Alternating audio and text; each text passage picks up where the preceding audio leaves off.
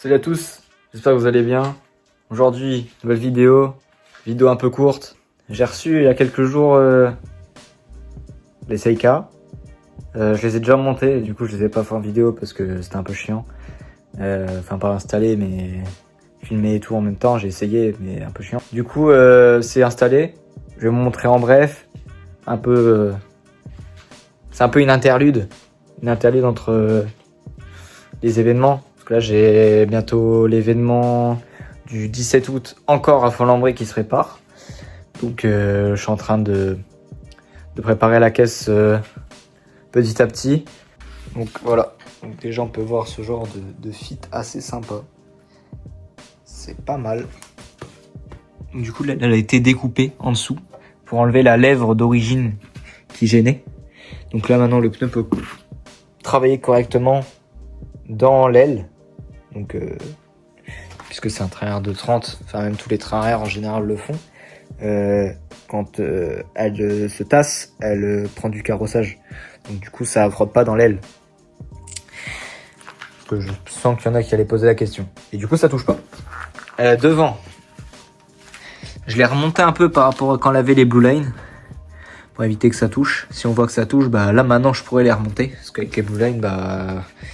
c'était tellement dur à cause du ressort que bah je ne pouvais pas les remonter. Hop, j'active le flash pour vous montrer. Donc les coupelles Seika avec la molette pour régler la dureté du ressort, enfin la dureté du combiné.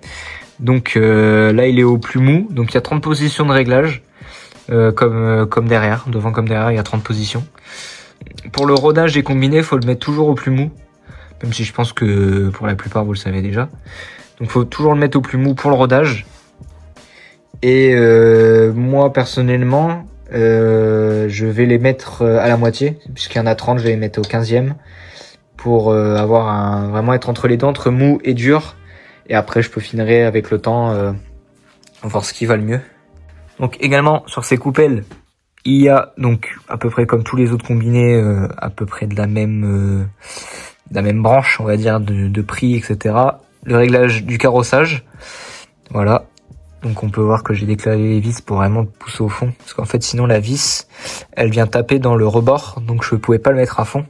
Et même à fond, puisque j'ai des triangles d'origine, j'ai pas un carrossage énorme. Au pire des cas, j'ai reçu une pièce, enfin des pièces assez sympas qui vont faire que je vais avoir plus de carrossage.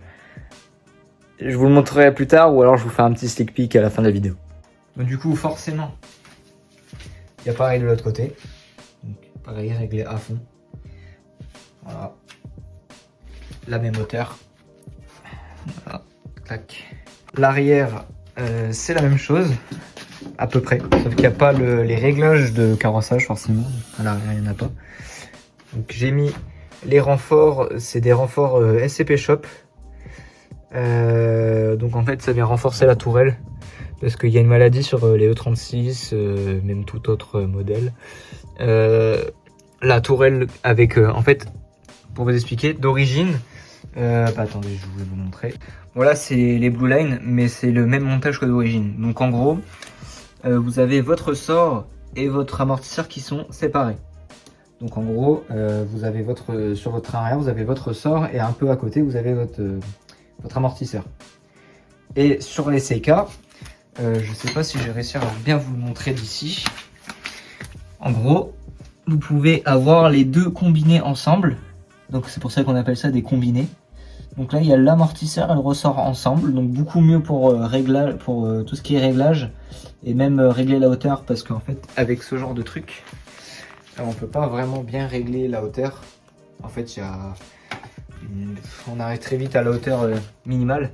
Et en plus sur même ceux de devant, quand on règle, en fait il n'y a pas de réglage de hauteur. En fait tu peux régler ta hauteur, mais en fait ça règle ta précontrainte de ton ressort en même temps. Donc c'est pas le meilleur truc. C'est-à-dire que si t'as une voiture basse, elle va être molle. Et si tu décides de la mettre plus haute, elle va être super dure. Donc c'est bizarre, alors que là tu peux avoir une voiture par exemple basse molle, basse dure, ou haute molle ou haute dure. Voilà. Donc pour revenir à l'arrière, donc du coup c'est bien décombiné. Vous voyez, Hop. Donc les deux sont combinés ensemble. En haut c'est déporté pour pas toucher la tôle du passage de roue, même si ça touche un petit peu. On peut l'entendre. Hein. Voilà. Faut que je tape un petit peu. Maintenant que j'ai mis les renforts, je vais pouvoir mettre la tôle contre, donc pour gagner un petit millimètre. Voilà les renforts donc qui servent à renforcer la tourelle pour pas qu'elle s'arrache. Si j'ai des photos, je vous mettrai des photos là de tourelles qui s'arrachent en fait, puisque une tourelle comme ça c'est pas censé supporter un ressort et un amortisseur dur. Donc forcément une tôle fine, à un moment elle s'arrache. La tôle qui a plus de 25 ans, forcément ça tient pas quoi. Donc j'ai remis aussi également la barre anti-rapprochement qui était déjà là. Donc ça renforce les tourelles encore une fois. Plus ça, franchement, on est vraiment au top. J'ai également, ça c'est un autre truc. Hop, j'avais oublié de remettre le grand angle.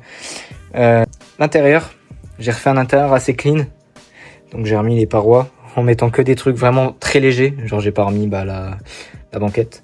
Ça c'est du contreplaqué vraiment très léger. Avec avec de la moquette dessus. Ça c'est garniture d'origine. Ça c'est plastique d'origine. Ça c'est d'origine. J'ai juste refait ici pareil avec de la moquette. Recouvrir pour faire un truc au propre. Et là il me manque plus que trouver un ciel de toit. Parce que moi sur la mienne je l'avais pas d'origine. Quand je l'ai acheté. Donc il me manque plus que ça et je vais avoir un intérieur vraiment propre. Je m'éparpille un peu, donc pour revenir sur les combinés, franchement ça m'a pris vraiment pas longtemps à monter.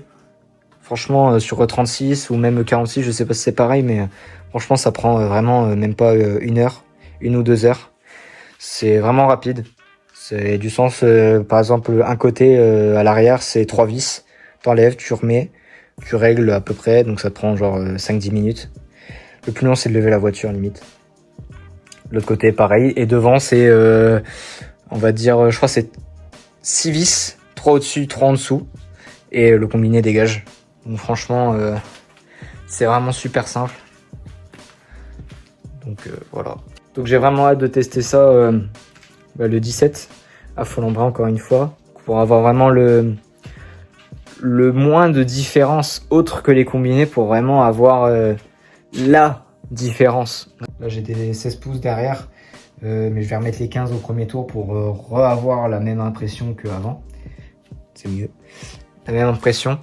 Et après je passerai sur des 16 parce que j'en ai marre de mouliner avec les putains de 15. Donc pareil, je m'éparpille un peu, mais de toute façon je m'en fous, c'est ma chaîne. Pareil, intérieur un peu plus clean. Ça c'est plus chromé, c'est noir. Ici, je l'ai pas en noir, tout ça, l'intérieur en noir. Voilà, donc ça fait vraiment beaucoup plus clean. Ça fait moins dégueulasse. J'ai changé le compteur aussi, parce que le compteur qui rupte au milieu, c'est pas vraiment le meilleur compteur du monde. Donc là, maintenant, j'ai un vrai compteur de 6 cylindres, donc qui rupte vraiment à 6000 ou 7000, à peu près par là. Donc franchement, c'est top. Bon, je vous avais dit que j'avais reçu un autre truc, je vais vous le montrer un petit peu, je vais vous montrer une petite pièce. Vous allez kiffer. Et moi aussi, quand il sera monté, je vais kiffer. On le montera dans quelques temps. Je vais déjà rouler avec les Seika sans la pièce que j'ai achetée pour voir, pour m'habituer comme ça, rouler fort et après on mettra la pièce. Je vous montre une pièce. Bon, du coup, la pièce se trouve dans ce carton.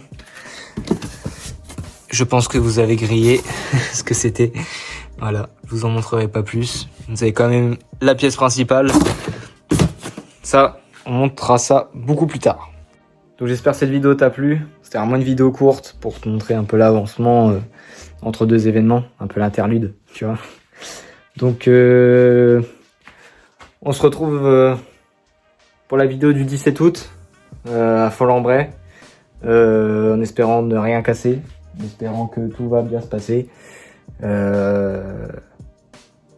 vraiment une tête de con avec ce bob. On se retrouve la prochaine fois pour une journée drift.